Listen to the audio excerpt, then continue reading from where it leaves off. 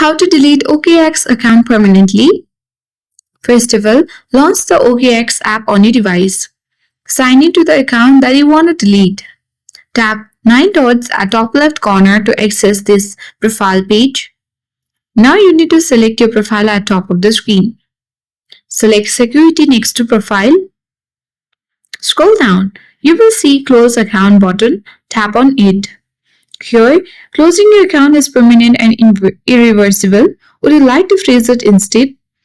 Or you can also tap Continue to close if you wish to delete your account permanently. Now, you need to enter the region where you want to close your account.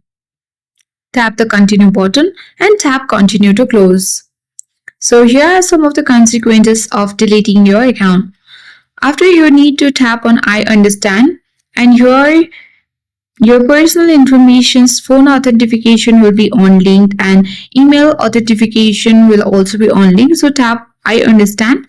And again, for your order also, you need to tap on I understand button to agree all this information. Tap the Continue button and again tap on Continue button.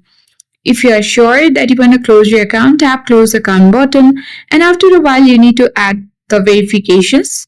Once you copy it, you need to simply paste here. And after a while, tap Send Code for the phone authentication as well.